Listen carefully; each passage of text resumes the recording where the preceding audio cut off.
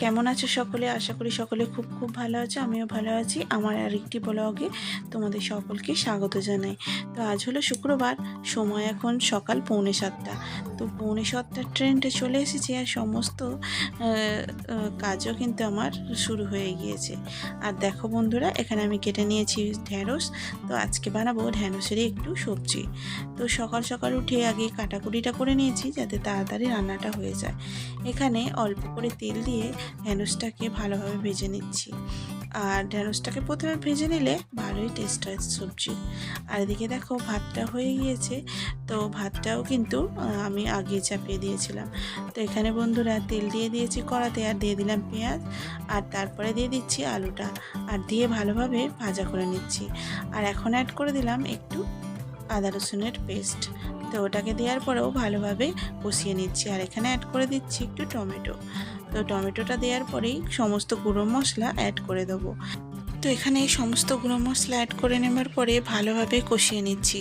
আর যেহেতু ঢ্যাঁড়সের তরকারিটা আমি অন্যরকমভাবে করছি আদা রসুন বাটা দিয়ে, তাই ভালোভাবে একটু আলুটাকে কষিয়ে না নিলে টেস্টটা কিন্তু সুন্দর আসবে না।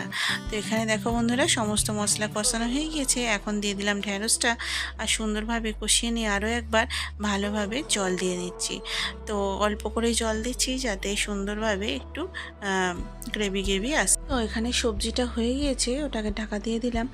তো আবার দেখে নিচ্ছি ভাতটা হয়েছে কিনা। তো এখানে যেহেতু এক সিদ্ধ চাল, তো তাড়াতাড়ি হয়ে যায়। তো এখানে দেখো বন্ধুরা, ভাতটা হয়ে গেছে, ওটাকেও নামিয়ে নিলাম। আর সকাল সকাল আমি ভাতটা সেই সাথে করে নিই। আর ভাতটা হয়ে যাবার পরে ওতে চাপিয়ে দিলাম ডালটা। আর এদিকে দেখো, আমি মুসুরির ডালটা যেটা সকালে করে রেখেছিলাম ওটাই ভালোভাবে ফোড়ন দিয়ে নিলাম। তো এখানে বন্ধুরা আমি সাধারণভাবেই ফোড়ন দিয়ে থাকি। তো ওই কড়াতে একটু ভেজে নিচ্ছি ডিম, কারণ ওর বাবা যেহেতু সকাল সকাল বেরিয়ে যাবে, আজকে যেহেতু শুক্রবার একটু ডিম ভাজা করে দিলাম। তো এখানে ডিমটা ভাজা হয়ে গেছে, তুলে নিচ্ছি। আর গ্যাসটা দেখো বন্ধুরা, ওটা ভাত হয়েছিল, তো ওখানটা ভালোভাবে মুছে পরিষ্কার করে নিচ্ছি। তো সুন্দর করে পরিষ্কার করে নিয়ে আবার ওতে চা বসিয়ে দেবো। আর এদিকে দেখো বন্ধুরা, ওর বাবা উঠে সম্পূর্ণরূপে রেডি হয়ে গেছে এবং স্নান সেরে পুজোটাও করে নিয়েছে। আর সকাল সকালে পুজোটা করে নিলে কিন্তু আমার অপূর্ব লাগে। তো সকাল সকাল পুজো হয়ে গেলে মনটাও ভালো হয়ে যায়। আর আমরা বসিয়ে দিয়েছি এখানে চা। তো ওর বাবা রেডি হয়ে গিয়েছে, তো তাড়াতাড়ি করে চাটা করে ওকে দিয়ে দেবো। আর সকালে একসাথে জানো তো চাটা খেতে অপূর্ব লাগে, কারণ সারাদিনের এনার্জির একমাত্র হচ্ছে এই চা।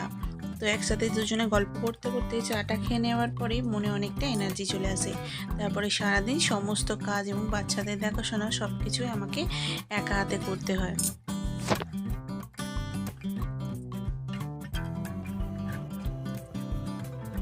তো এখানে দেখো বন্ধুরা, সুন্দরভাবে চাটা হয়ে গিয়েছে, আর এদিকে দেখো তরকারিটাও হয়ে গিয়েছে। তো দুটোকেই একই সাথে নামিয়ে নেব। আর ভিডিওটাও তাহলে এখানে শেষ করছি। ভালো লাগলে অবশ্যই একটা লাইক করে দিও এবং কমেন্ট করে দিও। ভালো লাগলে একটা লাইক করে দিও।